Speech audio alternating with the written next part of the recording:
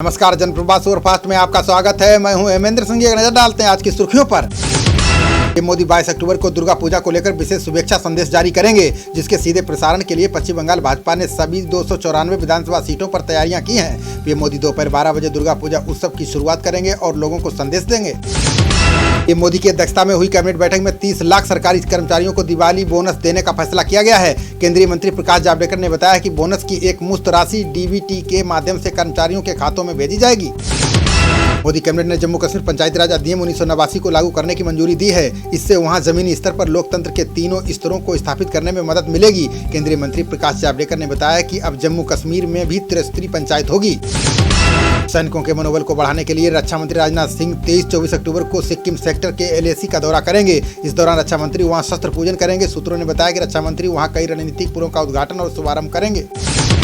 भारतीय खुफिया एजेंसियों ने चीन की नई साजिश का खुलासा किया है। सूत्रों ने बताया कि चीनी सैनिकों की ओर से POK में दहशतगर्दों को प्रशिक्षण दिया जा रहा है। इस समय पाकिस्तान के लॉन्च पैड पर 250 से 300 दहशतगर्द भारत में घुसपैठ की फिराक में है। पिछले महीने दिल्ली में पकड़े गए चीनी जासूसी नेटवर्क में हुई पूछताछ में बड़ा खुलासा हुआ है, जिसमें PMO के बड़े अधिकारी के साथ साथ दलाई लामा और भारत में लगाए गए सुरक्षा उपकरण भी चीन के इस जासूस के निशाने पर थे। अमेरिका के रक्षा मंत्री मार्क एस्पर ने चीन और रूस पर हमला बोला है। उन्होंने कहा कि दोनों देश अपनी सेनाओं का आधुनिकीकरण कर रहे हैं। उन्होंने कहा कि दोनों देश अपनी बढ़ती ताकत का इस्तेमाल छोटे देशों की संप्रभुता का उल्लंघन कर रहे हैं। नेशनल कॉन्फ्रेंस के अध्यक्ष फारूक अब्दुल्ला दूसरी बार ED के सामने पेश हुए। उनकी ये पेशी करोड़ों रुपए के कथित घोटाले और धन शोधन के मामले में पूछताछ के लिए हुई है। बता दें कि अब्दुल्ला से 19 अक्टूबर को भी करीब 6 घंटे पूछताछ हुई थी। रक्षा मंत्री राजनाथ सिंह ने राहुल गांधी पर देश के लोगों को गुमराह करने का आरोप लगाया। उन्होंने कहा कि कुछ लोग देशवासियों को गुमराह कर रहे हैं कि चीन ने हमारी जमीन पर कब्जा किया है। मोदी सरकार 1 इंच जमीन भी किसी देश को नहीं लेने देगी।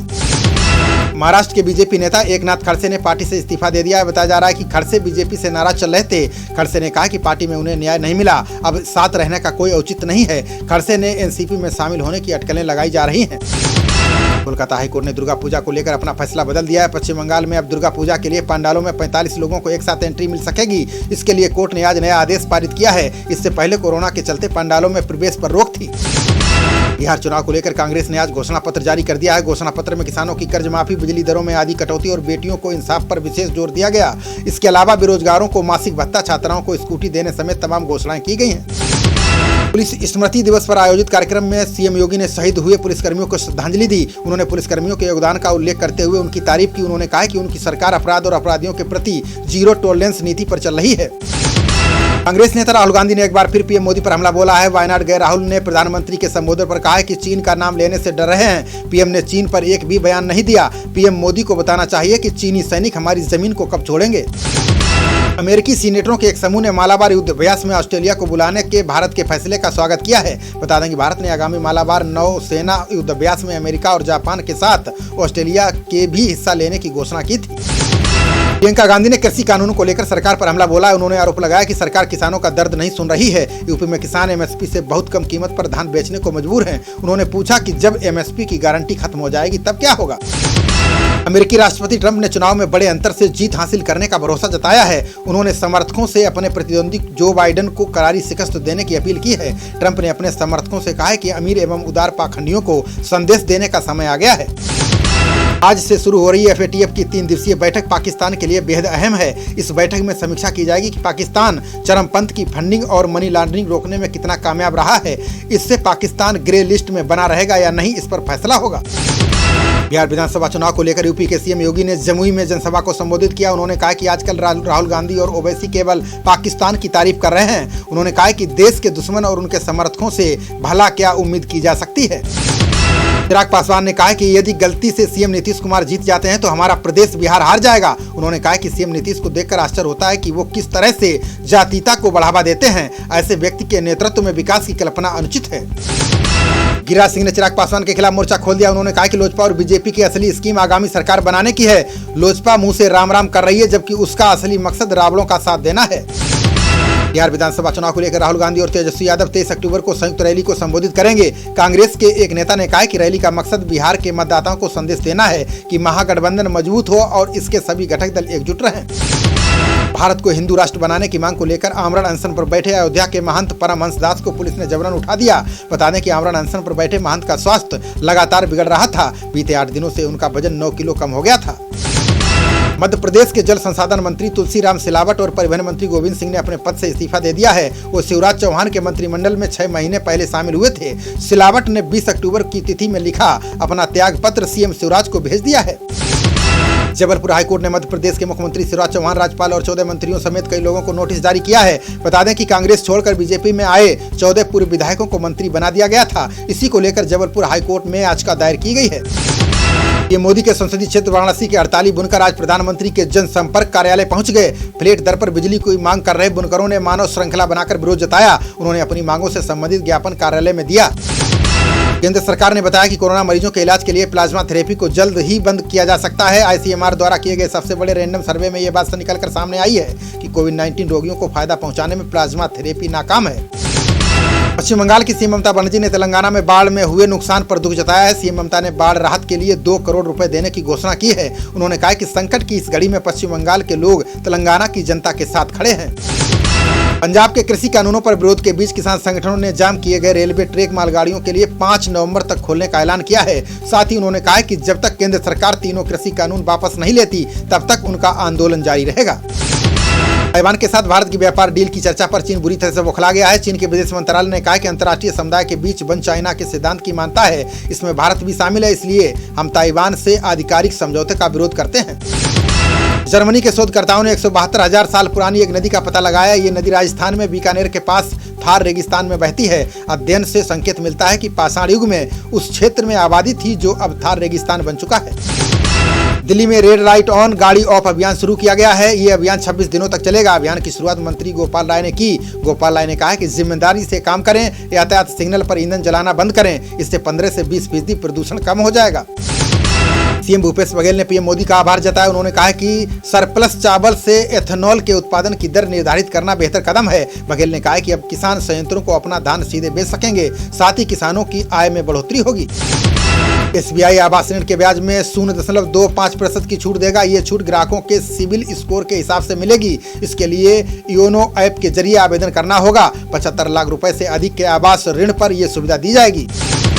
तमिलनाडु में अब रात 10 बजे तक दुकानें खुल सकेंगी। मुख्यमंत्री के पलानीस्वामी ने प्रतिबंधों में ढील देते हुए घोषणा की है। उन्होंने कहा कि त्योहारों को देखते हुए और आर्थिक गतिविधियों को आगे बढ़ाने के लिए ये फैसला लिया गया है। महाराष्ट्र में मंत्री आदित्य ठाकरे ने शरद पवार से मुलाकात की। ठाकरे ने कहा कि उन्होंने एनसीपी चीफ के साथ पर्यटन को प्रोत्साहित करने को लेकर चर्चा की। उन्होंने ट्विटर पर पवार से मुलाकात की एक तस्वीर भी साझा की। ठाकरे ने कहा है कि शरद पवार का मार्गदर्शन महत्वपूर्ण है।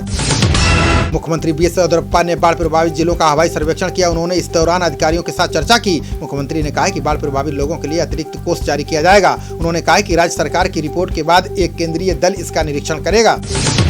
उत्तर प्रदेश प्रदूषण नियंत्रण बोर्ड ने कार्रवाई तेज कर दी है। बोर्ड ने 24 कागज मिलों पर 97 लाख रुपए से अधिक का जुर्माना लगाया है। इन मिलों पर प्रदूषण फैलाने और दूषित पानी नालियों में छोड़ने का आरोप है। 2 दिन पहले ही यूपीपीसीबी के अधिकारियों ने मिलों का निरीक्षण किया था।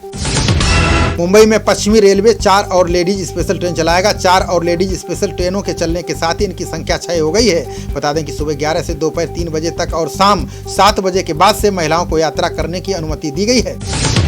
दिल्ली की जिला अदालतों में 15 जनवरी तक ई जेल की व्यवस्था लागू की जाएगी। इससे रिमांड, जमानत और वारंट संबंधी आदेश लेने के लिए जिला अदालतों और जेलों के बीच डिजिटल संपर्क होगा। दिल्ली राज्य विधिक सेवा प्राधिकरण ने दिल्ली हाईकोर्ट को इसकी जानकारी दी। नेता प्रतिपक्ष तेजस्वी यादव ने रोहतास में चुनावी सभा को संबोधित किया। इस दौरान उन्होंने सरकार पर जमकर निशाना साधा। उन्होंने फिर 10 लाख सरकारी नौकरी देने का वादा दोहराया। तेजस्वी ने कहा है कि महागठबंधन की सरकार बनाएं, बिहार से बेरोजगारी की समस्या हमेशा के लिए दूर हो जाएगी। भाजपा के राष्ट्रीय प्रवक्ता संदीप पात्रा ने सासाराम में रैली को संबोधित किया। पात्रा ने महागठबंधन पर करारा प्रहार किया। उन्होंने कहा कि कांग्रेस और आरजेडी के लोग अपने कुल का उद्धार और विकास के लिए काम कर रहे हैं, जबकि एनडीए लोगों के बीच पुल का काम कर रही है। अभिनेता संजय दत्त ने कहा कि वो कैंसर के खिलाफ जंग जीत गए। उन्होंने समर्थन के लिए अपने प्रशंसकों और शुभकामना प्रकट करने वालों का शुक्रिया अदा किया। संजय दत्त ने बच्चों के जन्मदिन के अवसर पर ट्विटर पर यह जानकारी साझा की। संजय दत्त के बच्चे शाहरान और इकरा आज 10 साल के हो गए हैं। उत्तराखंड के मुख्यमंत्री त्रिवेंद्र सिंह रावत ने शहीद कोष के लिए 75 लाख रुपए स्वीकृत किए हैं। साथ ही सहायक उप निरीक्षकों के वर्दी भत्ता में 1000 रुपए की वृद्धि की घोषणा भी की। रावत ने पुलिस स्मृति परेड के बाद शहीदों को श्रद्धांजलि देने के बाद ये घोषणा की। शेयर बाजारों में लगातार चौथे कारोबारी सत्रों में तेजी रही। सेंसेक्स 163 अंक की बढ़त के साथ बंद हुआ। सेंसेक्स 162 अंक की बढ़त के साथ 40,707 अंक पर बंद हुआ। वहीं निफ्टी 40 अंक बढ़कर 11,937 अंक पर बंद हुआ। मुख्यमंत्री नीतीश कुमार ने लालू प्रसाद यादव पर निशाना साधा। उन्होंने कहा कि 15 वर्ष के शासनकाल में लालू ने सिर्फ पत्नी को मुख्यमंत्री बनाने के अलावा कोई काम नहीं किया। नीतीश कुमार ने राज्य की तरक्की और विकास के लिए लोगों से वोट मांगा। सीएम उद्धव ठाकरे ने कहा है कि बाढ़ से प्रभावित लोगों को जल्द से जल्द मदद मुहैया कराई जाएगी। ठाकरे ने मराठवाड़ा जिले के कुछ हिस्सों का दौरा किया। इसके बाद कटगांव में लोगों को संबोधित किया। उन्होंने कहा कि राहत पर फैसला लेने के लिए राज्य मंत्रिमंडल की कल बैठक होगी। भाजपा केंद्रीय प्रशिक्षण विभाग ने मंडल प्रशिक्षण शिविर का आयोजन किया। कार्यक्रम में मुख्य अतिथि सांसद राजा भारतेंद्र सिंह रहे। सिंह ने कहा है कि पिछले 6 सालों में मोदी सरकार ने सराहनीय कार्य किए हैं। इसकी जानकारी कार्यकर्ताओं को दी गई है। यूपीएससी सदस्य रचना पाल बिजनौर पहुंची। यहां उन्होंने मिशन शक्ति के तहत कार्यक्रम में हिस्सा लिया। रचना पाल ने 15 छात्राओं को सम्मानित किया। उन्होंने कहा कि छात्राओं को स्वास्थ्य, साफ सफाई और आत्म सुरक्षा के प्रति जागरूक होना चाहिए। जीवन में कोई भी बाधा आए, लक्ष्य की ओर बढ़ते रहना चाहिए। बिजनौर डीएम ने सभी अधिकारियों को सख्त निर्देश दिया कि शासन की मंशा के अनुरूप कार्य करें। तहसील दिवस सहित जनसामान्य की शिकायतों का गुणवत्तापूर्ण निस्तारण किया जाए, जिससे लोगों को राहत मिल सके। डीएम ने कहा है कि कोई भी पात्र व्यक्ति जन कल्याणकारी योजनाओं के फायदे से वंचित न रहे। खबरों का सिलसिला जारी रहेगा। देखते रहिए जनप्रवाद। नमस्कार।